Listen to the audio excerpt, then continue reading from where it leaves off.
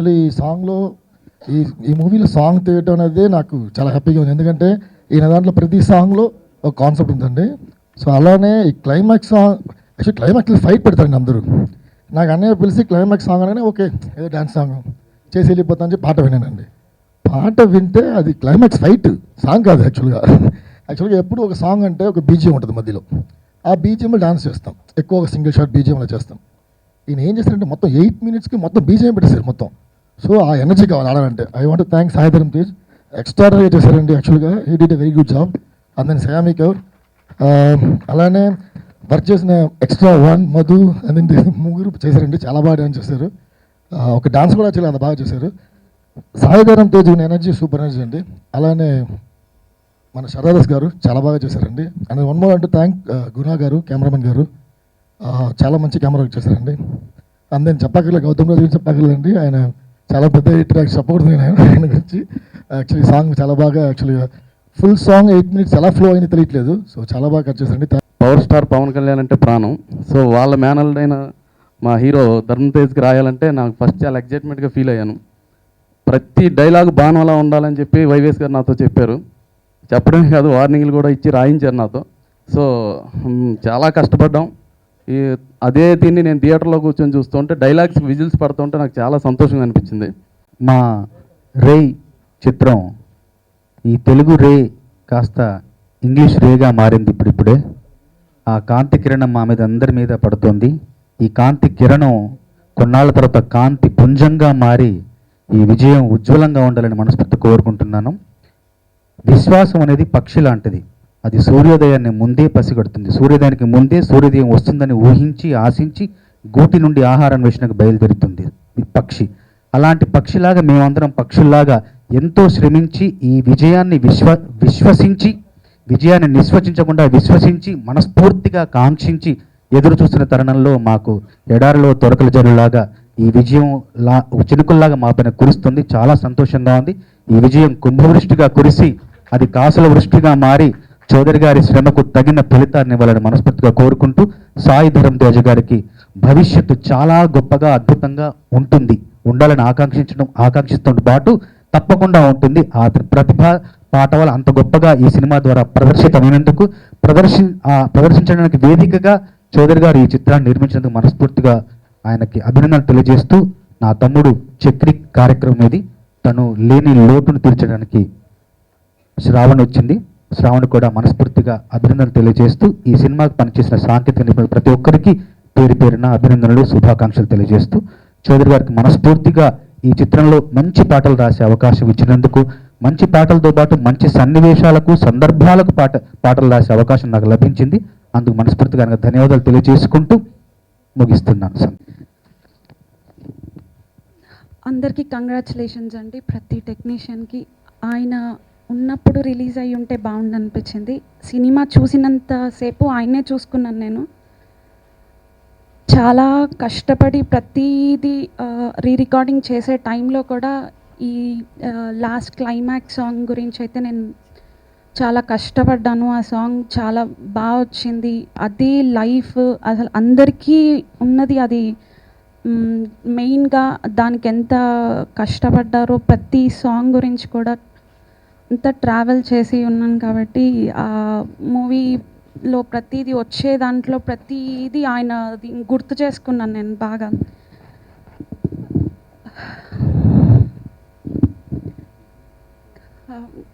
Success అయినందుకు సంతోషంగా ఉంది. ఆయన ఎక్కడ ఉన్నా సంతోషపడతారనుకో. సిన్సియారిటీ, వర్క్ డెడికేషన్ అన్నీ ఉన్నటువంటి ఒక మంచి డైరెక్టర్. ఒక సినిమాలో ఒక సాంగ్ 20 days కంపోజ్ చేసి 40 days షూటింగ్ చేస్తుంటే ఇది జోక్ మటుకు కాదు, చాలా గొప్ప విషయం. నాకు తెలిసి ఆ రోజుల్లో చంద్రరేఖ అని ఒక సినిమాకి డ్రమ్స్ మీద తీసిన సాంగు అలాగే తీశారు. దీని గురించి అందరూ చాలా బాగా కష్టపడ్డారు. సో చెయ్యాలి అనుకుంది 100% చౌదరి గారు చేస్తారు. By the same time Chakri గారు లేకపోవటం కొంచెం మనకి బాధ కలిగించే విషయం. ఇక హీరో సాయి ధరమ్ తేజ్, ఇది ఎక్స్ట్రాడినరీ పర్ఫార్మర్. ఆ ఫ్యామిలీలో వచ్చిన వాళ్ళందరూ ఆ పర్ఫార్మెన్స్, సాంగ్స్, యాక్టింగ్, ఫైట్స్ అన్నీ ఎక్స్ట్రాడినరీగా చేస్తున్నారు. దాంట్లో సాయి ధరమ్ నేను చూశాను, రేయ్ చూశాను, పిల్లలను లేని జీవితం కూడా చూశాను. చాలా బాగా చేశాడు.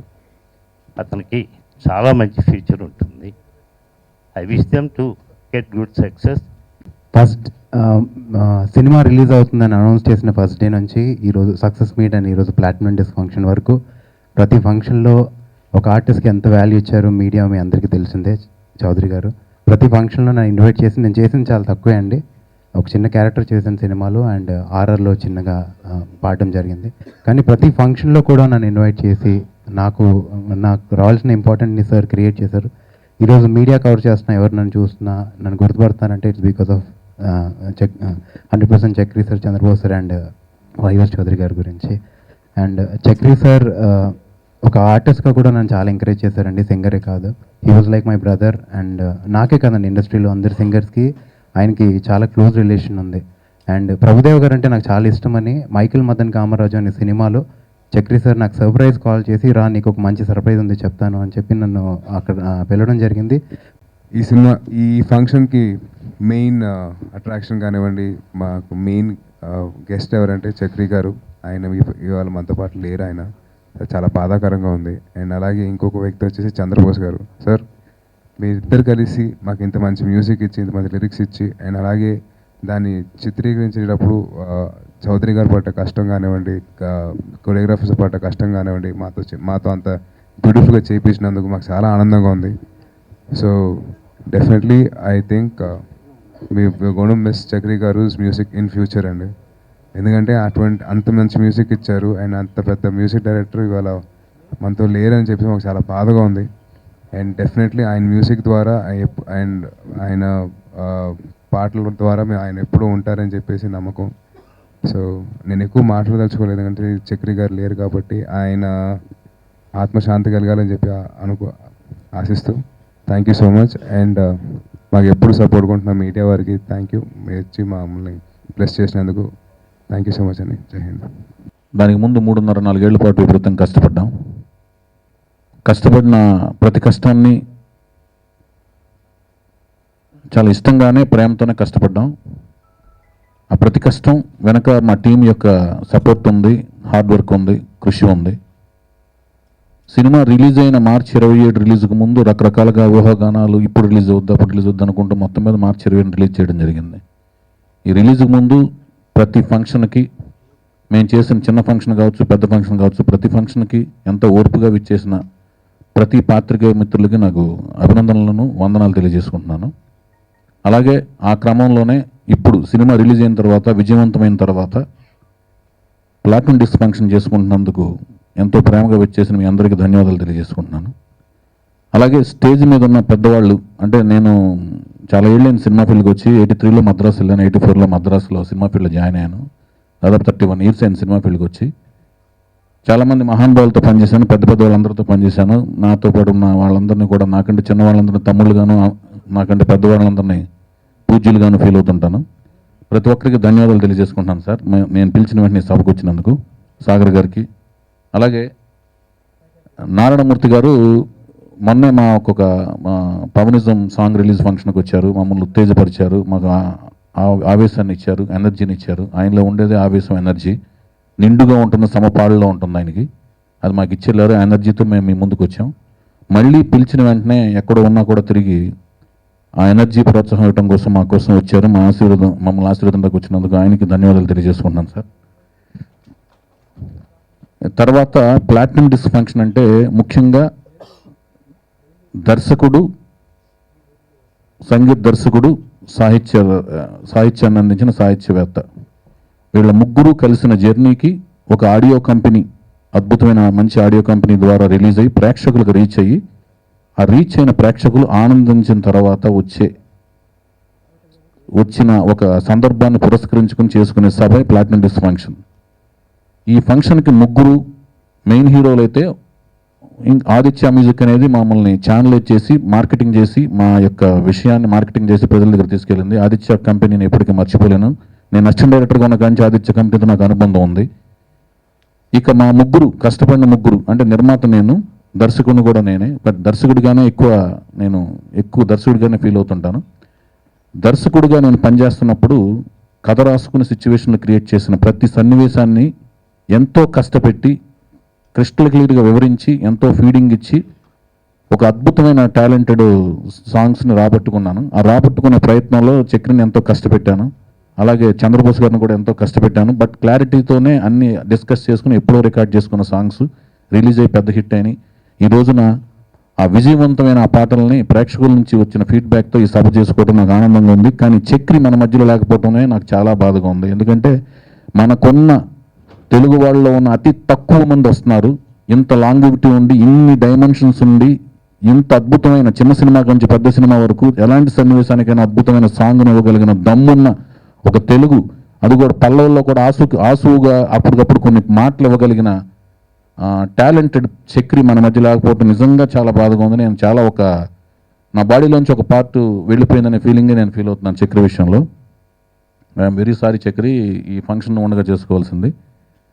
చంద్రబోస్ గారు ఇక ఎక్సలెంట్ లిరిక్స్ ఇచ్చారు. ఇప్పుడు మీ అందరం కలిసి ఎంతో కష్టపడి పనిచేసిన కష్టాన్ని దానికి తగ్గ అప్రిషియేషన్ ఆడియో రిలీజ్ అయిన కాడి నుంచి వచ్చింది. ఇప్పుడు సినిమా రిలీజ్ చేసాం. సినిమా రిలీజ్ చేసిన తర్వాత ఇది ఒక రెగ్యులర్గా అందరూ ఆలోచించుకుని వచ్చే కథ లాంటిది కాదు. ఇది డెఫినెట్గా కొత్తదనంతో కూడిన కథ, కొత్తదనంతో కూడిన కథనం. రెగ్యులర్ ఫార్ములాకి దగ్గరగా ఉండే మెజర్మెంట్స్తో తీసిన సినిమా కాదు. కొత్తగా ఉంది, ప్రోత్సాహకరంగా ఉందని ఆడియన్స్ ఫీల్ అయ్యారు, ప్రేక్షకులు ఫీల్ అయ్యారు. ప్రేక్షకుల్లో కూడా ఇంత మన దేశానికి సంబంధించిన నేటివిటీని కాకుండా వేరే దేశాలకు సంబంధించిన బ్యాక్డ్రాప్ అని మన నేటివిటీకి అనుసంధానం చేస్తూ మన మసాలాకి దగ్గరగా తీసుకొస్తూ తీసినందుకు ఫస్ట్గా గుర్తించింది మాస్ ప్రేక్షకుడు. ఆ మాస్ ప్రేక్షకుడు గుర్తించి దీన్ని భుజం తట్టి ప్రోత్సహించారు. ప్రోత్సహించిన వెంటనే యూత్ ప్రేక్షకులు దాన్ని అందుకున్నారు. యూత్ ప్రేక్షకులు నెమ్మదిగా పెరుగుతున్నారు. ఈ వాతావరణం నాకు జస్ట్ దేవదాసుల సినిమా రిలీజ్ చేసినప్పుడు నేను ఫీల్ అయ్యాను. ఎంతో కాంపిటీషన్ మధ్య రిలీజ్ అయింది. ఇది కాంపిటీషన్ ఎలాంటిదైనా కూడా కష్టాల మధ్య రిలీజ్ అయిన సినిమాని అప్పుడు నన్ను భుజం తట్టి ప్రోత్సహించారు. ఇప్పుడు కష్టాల్లో ఉన్న నన్ను భుజం తట్టి ప్రోత్సహిస్తున్నారు. కానీ యూత్ ప్రేక్షకులు, కొంతమందికి ఎగ్జామ్స్ జరుగుతున్నాయి, కొంతమందికి ఎగ్జామ్స్ అయిపోయి ఉన్నారు. ఆ ఎగ్జామ్స్ జరిగిన దృష్ట్యా, ఎగ్జామ్ జరుగుతున్న దృష్ట్యా ఫ్యామిలీ వాళ్ళ ఆడియన్స్ అందరూ కూడా బిజీగా ఉన్నారు. బట్ మౌత్ టాకు చూసిన వాళ్ళు సినిమా బాగుంది, కొత్తగా ఉంది, ఎంతో కష్టపడ్డారు, చాలా చాలా చాలా కష్టపడి కొత్త సినిమాని మనకు అందించారని ఆహ్లాదకరంగా ఒకరినొకళ్ళు చెప్పుకోవడం వల్లనే మాకు డే బై డే కలెక్షన్స్ పెరుగుతూ స్టడీగాను స్టబ్బన్గాను ఒక జర్నీలా కొనసాగుతూ ఇంత దూరం ప్రయాణించింది మా సినిమా. మొన్న కదా మీరు విజయోత్సవ ఫంక్షన్ పెట్టారు, ఇవాళ పేపర్ చూసారు, మళ్ళీ ఫంక్షన్ పెట్టారంటే నేను ప్లాటినం డిస్క్ ఫంక్షన్ పెడుతున్నాను అన్నాడండి నా చక్రి గారి కోసం. హ్యాట్సప్ టు చౌదరి గారు. నిజంగా ఈవేళ ఈ ఫంక్షన్ చేసేది ముఖ్యంగా చక్రి గారిని స్మరించుకోవడం కోసం, చక్రి గారిని గుర్తు చేసుకోవడం కోసం, చక్రి గారి ఈ సినిమాకి చేసిన కాంట్రిబ్యూషన్ చెప్పుకోవడం కోసం. That is the main point of this platinum disc function. ఎవరైనా సరే త్యాగం చేసేవాడు త్యాగం చెప్పుకోవడం చాలా గొప్పగా ఉంటుంది. నేను త్యాగం చేశాను. కానీ గ్రాటిట్యూడ్, కృతజ్ఞత చెప్పుకోవడం అనేది చాలా గొప్పతనం ఉంటుంది. అలాంటి కృతజ్ఞత ఈవేళ చౌదరి గారు ఈ ప్లాటినం డిస్క్ ఫంక్షన్ ద్వారా చక్రి గారు చెప్తున్న తీరుకి సభాముఖంగా నేను చౌదరి గారు సెల్యూట్ చేస్తున్నాను. అది కావాలి, మనిషికి గ్రాటిట్యూషన్ కావాలి. Hats off to sir Chowdary saab, hats off. ఆ చక్రి గారి మహానుభావుడు, ఏ స్వర్గంలో ఉన్నా సరే మహానుభావుడు, ఆయన ఆత్మకు శాంతి చేకూరాలని. ఈవేళ చౌదరి గారి సినిమా ఈవేళ మ్యూజికల్గా సక్సెస్ అయింది. రేపో మాపో ఓ దేవదాసులకు ఇది కూడా జనాన్ని పట్టుకుంటుంది. ఇప్పుడు మాస్ పట్టుకున్నారు, యూత్ కూడా వస్తుంది, చాలా బ్రహ్మాండం ఉంటుంది అనే మంచి టాక్ వచ్చింది. కాబట్టి ఆ న్యూస్లో ఆయన చేసిన కాంట్రిబ్యూషన్ ఏమవుతుందో మ్యూజిక్కి, ఆ మహానుభావుడు నివాళులు అర్పించుకోవడం కోసం ఈవేళ చౌదరి గారు చేసిన ఈ function platinum disc function. Thank you sir. So Chakri గారు రిప్రజెంటేటివ్, ఆయన అర్ధాంగి మా తల్లి వారికి. ఇక చంద్రబోస్ గారు మల్లాది రామకృష్ణ శాస్త్రి గారు ఉన్న ఫిలాసఫీ ఉంది ఆయనలో. వేటు సుందరరామూర్తి గారిలో ఉన్న సౌందర్య పిపాస ఉంది ఆయనలో. ఆత్రేయ గారిలో ఉన్న మనసు ఉంది, భావుకత ఉంది, ముక్కుసుడిగా గుద్దే నేచర్ ఉంది. అన్నిటినీ మించి సమాజపరంగా, సినిమా పరంగా పాలకులకు ప్రజలంటే భయం భక్తి ఉండాలి. అలాగే సినిమా దర్శకులు కానీ, నిర్మాతలు కానీ, సాంకేతిక నిపుణులు కానీ ప్రేక్షక దేవుడు అంటే భయం భక్తి ఉండాలి. అవి దృష్టిలో పెట్టుకొని మనం పనిచేయాలనే గొప్ప సినిమా పరంగా ఉన్న ఒక భక్తి ఉంది ఆయనలో. అందుకే ఆ మహానుభావుడు అన్ని గొప్ప పాట రాయగలుగుతున్నాడు. That is Chandrabose. చంద్రబోస్ గారికి తమ్ముడు డైలాగ్ రైటర్ అంట. ఆటలో చూశాను నేను. తమ్ముడు బీభత్సగా రాసేవా బాబు, ఈ డైలాగ్ అలా ఉంటే నీకు నమస్కారం బాబు. నమస్కారం తమ్ముడు. ఏం చెప్తాను మరి ఇక డైలాగు. సినిమా అయినా సరే ఈవేళ ఇల్లు కట్టి చూడు, పెళ్లి చేసి చూడు, ఒక నాటక కళా ప్రసిద్ధిని ఆడు చూడు, విజయవంతం చేసి చూడు, ఓ సినిమా తీసి చూడు, రిలీజ్ చేసి చూడు, ప్రమోషన్ చేసి చూడు. అమ్మ ఈవేళ ఓ ఫ్యాషన్తో సినిమా చేయడం కాదు, దాని ఏమో ప్రమోషన్ పెద్ద భాగం అయిపోయింది. ఎక్కడి నుంచి అండి? అమితాబ్ బచ్చన్ టు అమెరికా నుంచి సాయి ధరమ్ తేజ్ వరకు కూడా ప్రమోషన్లో పెద్ద భాగం అయిపోయిందండి. ఈవేళ మామూలు భాగం అయిపోవాలా. ఈవేళ ఈ చౌదరి గారి సినిమా రే అనేది పెద్ద బ్లాక్ బస్టర్ హిట్ అయితే ఇవాళ ఈ ఫంక్షన్లు ఉండవు. లేకపోతే రే అనే సినిమా అట్ట ఫ్లాప్ అయితే ఫంక్షన్ ఉండదు. హిట్ అయితే గురుగారు కాల్ మీద కాల్స్ కూర్చుంటాడు, మొత్తం అందరూ ఎదురుకు వస్తారు. ఫస్ట్ అయితే దీని అమ్మ దెబ్బిందని 2 రోజులు ఏడుతాడు, 3 రోజులు నమస్కారం పెట్టి పడి దెబ్బి మళ్ళీ ఏం చేయాలి లక్షణం ఆలోచించుకుంటాడు ఈయన. సో ఈ సినిమా వరకు వచ్చింది ఏంటంటే అటు బ్లాక్ బస్ హిట్టు కాలేదు, ఇటు ఫట్టు కాలేదు, ఒక మంచి సినిమా అయింది, నిజంగా మంచి సినిమా అయింది. లేకపోతే ఇక్కడికి వచ్చి నేను చౌదరి డబ్బా కొట్టాల్సిన అవసరం నాకు లేదు. చాలామంది నా మిత్రులు చూసిన వాడు చౌదరి గారు ఎంత బ్రహ్మాండంగా కష్టపడి తీసాడండి సినిమా. హ్యాట్స్ ఆఫ్ టు హిమ్ అండి. ఏం ఫిల్మ్ మేకర్ అండి ఆయన, ఏం గ్రాండ్యూర్ అండి. Like Mehboob Khan, like Subhash Ghai, like Vijayavahini సంస్థ, such grandeur. Hats off that Chowdary గారి ఫిల్మ్ అండి. దేవుడి దగ్గర ఆ సినిమా ఆడాలండి అని వాళ్ళు అంటుంటే నాకు నిజంగా బాధేసి ఆడే అంటున్నారు మరలా. ఏమండి చౌదరి గారు ఎంత పొరపాటు చేశారేటండి బాబోయ్. రేపు 9 ఆగొచ్చు కదా. వరల్డ్ క్రికెట్లో పడిపోయాడు, పిల్లల ఎగ్జామ్స్లో పడిపోయాడు. ఆ సినిమా యూత్ మాస్ ఫిల్ము, ఇంత బాగున్న సినిమా ఈ అననుకూల పరిస్థితుల్లో ఎందుకని రిలీజ్ చేశాడండి అని నిజంగా అంటుంటే, సినిమా బాగోపోతే అలాగ అంటారండి అనరు. నిజంగా సినిమా బాగుంది, బాగోపోతే వెళ్ళి ఫంక్షన్ చేస్తాడండి నా చేయడు. నిజంగా సినిమా బాగుంది కానీ కాల్ కాల్ కాల్. మహానుభావుడు రాహి మషుమరాజా ఏం రైటర్ అండి. మహాభారత్ టీవీ సీరియల్ మీద చూసే ఉంటారు. బిగినింగ్లోనే కాల్ అంటాడు ఆయన. కాలం చాలా గొప్పది. 4 ఏళ్ళు ఈ మహానుభావుడు శ్రమించి శక్తిని ధారపోసి ఎంత డబ్బును అంత పెట్టి ఎంతో మిత్రుల సహాయ శాఖలతో సినిమా తీసి అన్నీ అయిపోయిన తర్వాత రేపొద్దున్న 9th రిలీజ్ చేస్తే బాగుండేది. కానీ కాలం ఆయనకి 27కి అనుకూలించింది. 27 తర్వాత 28, 29 వరల్డ్ క్రికెట్, మళ్ళీ ఓ పక్కన ఎగ్జామ్స్, పిల్లకాయల ఎగ్జామ్స్, బీభత్సం. అసలే cinema youth mass film, only mass వాళ్ళు చూస్తున్నారు సినిమాని. యూత్ ఇంకా ఎక్కట్లే. ఎందుకంటే బికాజ్ ఎగ్జామ్స్. కాల్ ఈ మహానుభావుడు ఇంకా ఎదురెత్తున్నాడు సముద్రం. ఇలాంటి దశలో నిజంగా భగవంతుడు నిజంగా చౌదరి గారికి ఆ చెయ్యి పట్టుకొని బయటకు లాగేసేయాలండి, గొట్టవి పడేయాలని నేను మనస్ఫూర్తి కోరుకుంటున్నానండి. Why? Because he made such a good film. ఓ బ్యాడ్ ఫిల్మ్ చేస్తే ఈయన గురించి మారుకుంటామండి. He made good film. Okay, ఇంకా సినిమా బీభత్సంగా ఇట్లయితే జామ్ వస్తారండి. ఎక్కడో చిన్న డౌట్స్ వస్తే మనం అన్నిసార్లు వెళ్ళాలా బయటికి, కాస్త ఇలా ఉంటే బెటర్ కదా, పికప్ అయినప్పుడు వెళ్దాం, అప్పుడే హాయ్ అందాం అని కూడా ఫీలింగ్ ఉంటుందండి.